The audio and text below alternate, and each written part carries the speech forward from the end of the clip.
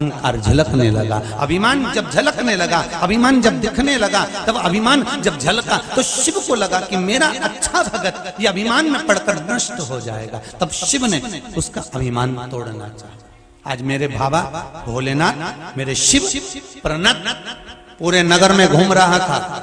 अभी तक प्रणत वन में था, अब नगर में घूम रहा है।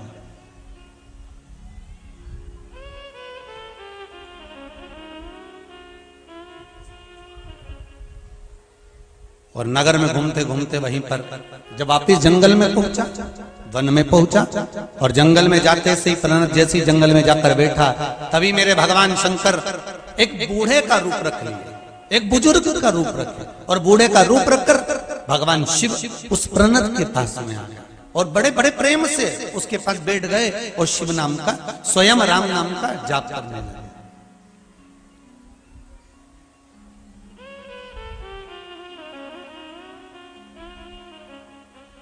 रघुनंदन, कितनी सुंदर बात है कि हमारे संतों ने, हमारे साधुओं ने, हमारे गुरुओं ने, हमारे ब्राह्मणों ने यह सिद्ध कर दिया कि कलयुग में किसी के पास तो धन होगा, किसी के पास संपदा होगी तो वो यज्ञ कर लेगा। जो धनपति होगा वो यज्ञ कर लेगा, और जिसके पास में पैसा नहीं होगा तो वो यज्ञ कर पाएगा क्या? नहीं। तो फिर क्या करा कि कुछ मत करो, क्या करना है? केवल एक गले में झोली हो और एक तुलसी की, रुद्राक्ष की, चंदन की या बेल वृक्ष की, किसी भी चीज की एक माला, स्फटिक मिल जाए तो स्फटिक, चंदन मिल जाए तो चंदन, कमलगट्टा मिल जाए तो कमलगट्टा, तुलसी मिल जाए तो तुलसी, रुद्राक्ष मिल जाए तो रुद्राक्ष, बेल की डाली की माला मिल जाए तो वो जो मिल जाए, हल्दी की गांठ की माला मिल जाए तो वो, तो जब क्या होगा? तो कहा सतयुग में यज्ञ से फल मिलता था, द्वापर में यज्ञ से फल मिलता था, कलियुग में किस चीज से फल मिलता है? कि खूब भगवान की कथा सुनो और खूब भगवान का नाम जपो। श्री शिवाय नमस्तुभ्यं, जपो, जपा।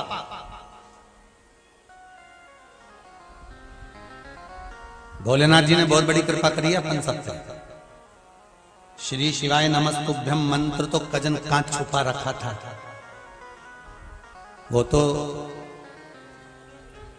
कोरोना माता की जय हो जी ने इस श्री शिवा पर संतों ने, ब्राह्मणों ने, गुरुजनों ने और मेरे वेद व्यास जी महाराज ने पुराणों में वर्णन कर दिया, शास्त्रों में लिख दिया कि आप एक काम करो कि कलयुग आ गया है और कलयुग में आपके पास में धन है कि नहीं है, पर एक काम तो कर सकते हो ना, एक काम तो कर सकते हो। क्या? भगवान का नाम जपो, भगवान का रिटर्न बढ़ाइए, भगवान का मंत्र जाप जपो। आप भगवान का मंत्र जाप करोगे, आप भगवान का स्मरण करोगे, भगवान का मंत्र जाप करोगे तो सुख अपने आप प्राप्त हो जाए। अपने राम राम रटते रहो जब तक घट में प्राण, कबहु तो दीन दयाल के भनक पड़ेगी कान। अब जपो, कली काल में भगवान के नाम को जितना जितना जपा जाता है, भगवान के नाम का जितना स्मरण करा जाता है, उतना सुख, उतना आनंद है।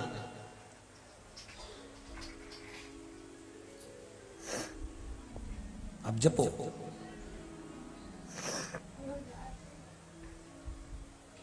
इसीलिए कहते हैं श्री शिवाय नमस्तुभ्यं, श्री शिवाय नमस्तुभ्यं, श्री शिवाय नमस्तुभ्यं, श्री शिवाय नमस्तुभ्यं, श्री शिवाय नमस्तुभ्यं, शिव महापुराण का ये मूल मंत्र है। ये मंत्र जब जब व्यासपीठ पर आए तब तब सबको बोलना चाहिए और अपने हृदय की बात शंकर जी को कह देना चाहिए कि बाबा बस ये मन की अभिलाषा है और इसको लेकर मैं शिव महापुराण की कथा को सुन रहा हूं।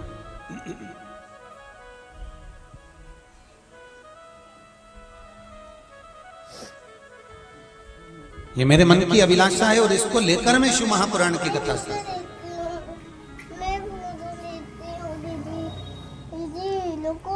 आप उससे निवेदन करो।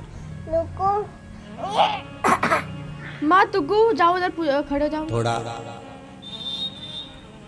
शरीर है मनुष्य का, किसी किसी को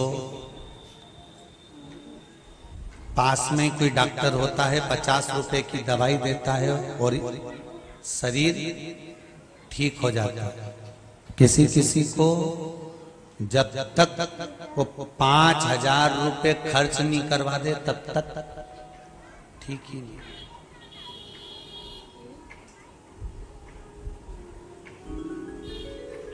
पूरी जांच ऑन करवाएगा, सारी जांच वांच सब हो जाएगी और फिर उसका जो क्रम रहेगा। 5-1 हजार रुपए खर्च हो गए तब जाकर फिर उसको लगेगा कि अब ठीक हो गया। कहीं कहीं 50 रुपए में काम हो जाता है।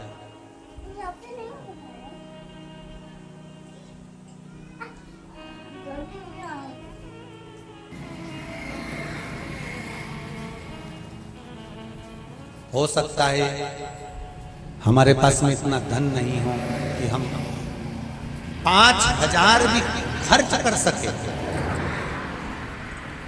तो संतों ने 50 रुपए की चीज भी बता दी। क्या कि माला को लेना है, अगर माला नहीं पकड़ सकते तो कर माला चालू कर,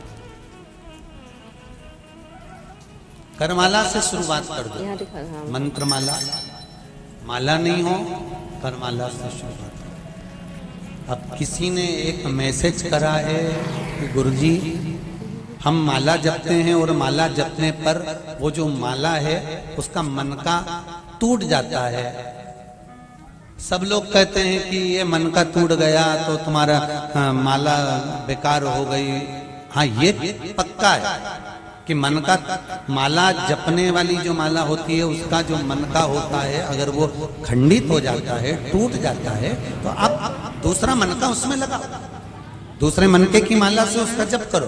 खंडित मनके की माला से जप नहीं किया जाता। फिर उसने लिखा गुरुजी कि लोग कहते हैं कि माला का मन का टूट जाए तो समझ लो कुछ अशुभ होने वाला है, कोई ऐसा होने वाला है। तो शिव महापुराण की कथा कहते हैं घड़ी बनाने वाला, पहले भी कथा में कहा था, शिव। पल बनाने वाला शिव, नक्षत्र बनाने वाला मेरा शंकर। घड़ी पल नक्षत्र तिथि वार समय सब शंकर बनाते हैं। और ध्यान रखना तुम्हें भी किसने बनाया, जम के बोलो जरा, शंकर। शंकर जी ने तुम्हें बनाया तो माला किसने बनाई है? शंकर भगवान ने तुम्हें बनाया है और तुमने माला बनाई। मनुष्य द्वारा निर्मित कुछ भी होगा वो टूटेगा जरूर। मानव के द्वारा अगर कुछ निर्मित किया गया है तो वो टूटेगा, पर परमात्मा के द्वारा अगर निर्मित करा गया है तो वो कभी नहीं टूटेगा। जैसे आत्मा परमात्मा के द्वारा निर्मित करी गई है, तो ये शरीर मनुष्य ने जन्म दिया तो ये भी टूटेगा। एक्सीडेंट हो जाता है तो पांव टूट जाता है तो क्या टूट गया, मतलब टूटा।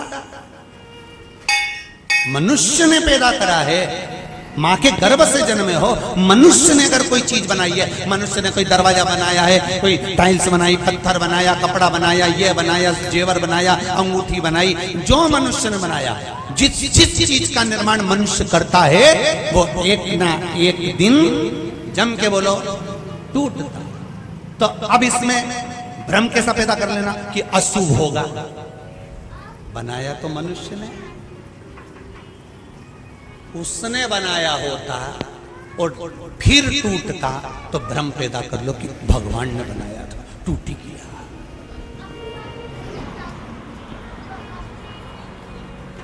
अब यहां तो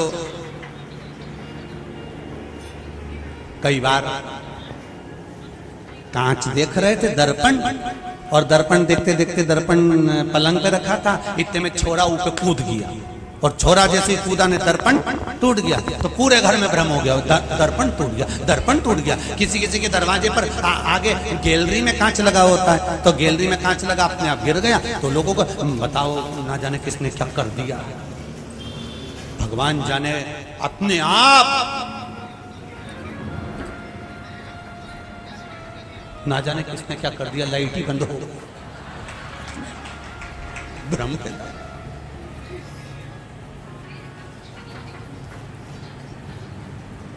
अच्छा, भगवान भी वो साथ देता है, आई गई प्रैक्टिकल कराने में तो भगवान इतना साथ देता ही नहीं, तुरंत अपने आप। तो जो मनुष्य ने निर्माण करा है, मानव ने अगर कोई चीज बनाई है तो वो टूटेगी भी और गिरेगी।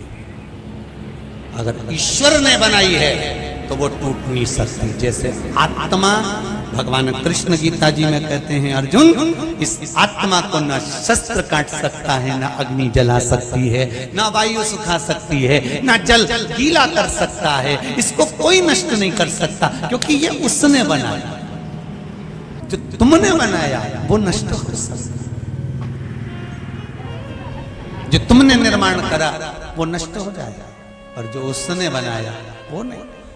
तो अगर मन का तुम जप रहे हो, माला जप रहे हो, माला फेर रहे हो, और माला जपते जपते जपते जपते 2 महीना, 6 महीना, 1 साल, 4 साल, 6 साल हो जाए और मन का टूट गया, तो भ्रम पैदा मत करना कि कोई किसी ने कुछ कर दिया होगा या कोई घात आने वाली होगी। नहीं,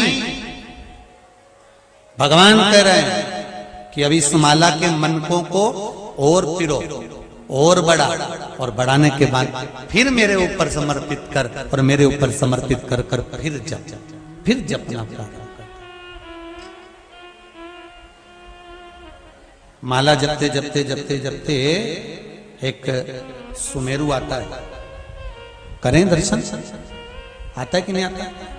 सुमेरु बीच में जब अपन मालाओं को धारण करते हैं, आपके भी गले में माला होगी, तो उसके अंदर एक सुमेरु का भाव होता है। एक सुमेरु का मतलब क्या होता है कि माला जहां से जपना प्रारंभ करी है तुमने, जपते जपते जपते जपते वहीं पर आना और वहीं से फिर बदल जाना, पर पलट कर उधर मत जाना।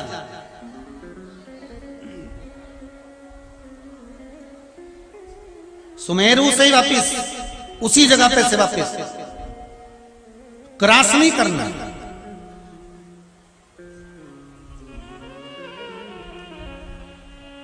कहां से आया ये सुमेरु? कोई तुमसे पूछे सुमेरु कहां से आया? माला में, तो कह देना विष्णु पुराण से आया। वो क्या विष्णु पुराण में भी है? हाँ। और अगर नहीं समझ में आया तो शिव महापुराण में भी है। शिव महापुराण में भी है, हाँ। सुमेरु और कहां में? तो कहना भागवत पुराण में भी सुमेरु है। अच्छा, और तो कहा ब्रह्म पुराण में भी है, फिर नारद पुराण में भी सुमेरु है, फिर अरे मत्स्य पुराण में भी सुमेरु है, अग्नि पुराण में भी सुमेरु है, पद्म पुराण में भी सुमेरु है। तो कहा ये माला का सुमेरु सारी पुराण में? हाँ। कहां पर है? तो कहा देवता और राक्षसों ने मिलकर जब मंथन करा तो सुमेरु पर्वत की रई बनाई और शेष नाग की नेति और मंथन करना प्रारंभ किया। बस ये सुमेरु वो ही है। अब एक तरफ 33 कोटि देवता और दूसरी तरफ जम के बोलते जाओ सारे राक्षस, सब असुर। सुमेरु का काम क्या है? बीच में क्यों अटका हुआ है? इधर देवता हैं, इधर ही से जपना, इसको क्रॉस कर कर उधर पहुंच गए तो असुर हैं बहुत सारे। सुमेरु का बीच में जो सुमेरु है वो यही दर्शाता है कि यहीं से मेरे पास से पलट कर वापिस चले जाओ, पर इधर मत जाना, इधर असुर हैं। शिव महापुराण की कथा कहती है माला जपने वाले व्यक्ति को सुमेरु से वापिस हो जाना चाहिए। अगर वापिस नहीं होता, सुमेरु को क्रॉस कर कर जपने लगता है, तो तुम्हारा जपा हुआ सारा भाग, दान, पुण्य, भजन, कीर्तन सब राक्षसों के खाते में चले जाता है। तुम्हारा खाता खाली, तुम्हारा खाता खाली। सुमेरु से वापिस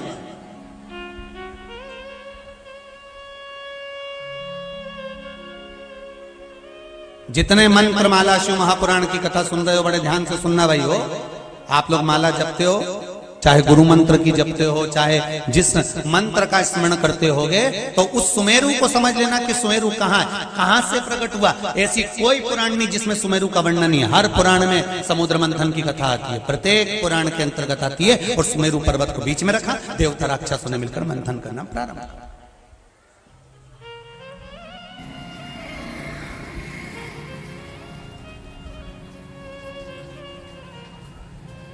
जपो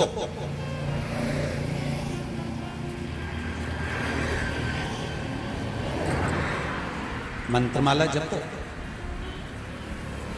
महाराज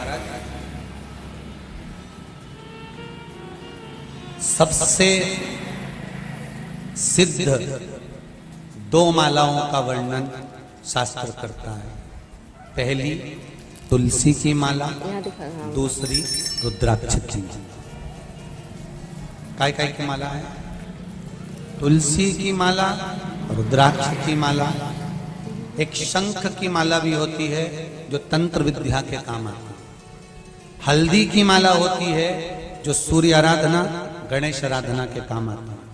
कमलगट्टे की माला होती है जो लक्ष्मी की पूजन में काम आती है। मखाने की माला होती है जो समृद्धि के काम आती है। बेल वृक्ष की जड़ की डाली की भी माला होती है जो फल वृद्धि के लिए काम आती है। फल वृद्धि से मतलब होता है जिस कन्या या वर का विवाह नहीं होता, 40 साल हो गए या 30 साल हो गए, या जब 28 के बाद में लड़का लड़की क्रॉस हो जाए कि 29 में, 30 में, 32 में, 34 में, 40 तक पहुंच गए और विवाह नहीं हो रहा है, तब बेलपत्री के जो पेड़ होता है, वृक्ष होता है, उस वृक्ष की जो डाली होती है, उस डाली के मनकों से जो माला बनती है, बाजार में भी मिल जाती है बेल की माला। उस माला को भगवान शंकर को समर्पित कर कर बेलपत्री के वृक्ष के नीचे बैठकर भगवान शंकर का पंचाक्षर मंत्र का जाप करना है। कौन सा मंत्र है? पंचाक्षर। पंचाक्षर मंत्र कल बताया था, नमः शिवाय। कौन सा मंत्र है? नमः शिवाय। षडाक्षर मंत्र है ओम नमः शिवाय। पंचाक्षर मंत्र का जाप करना। अब एक प्रश्न और खड़ा हो जाता है, गुरुजी बेलपत्री के पेड़ के नीचे क्या शंकर जी का होना जरूरी है, शिवलिंग होना जरूरी है? शिव महापुराण की कथा कहती है, लिंग पुराण में वर्णन आता है कि जहां पर बेलपत्री का वृक्ष होता है वहां शंकर पहले से विद्यमान होते हैं, वहां पर शिवलिंग रखने की जरूरत नहीं होती, वहां शंकर पहले से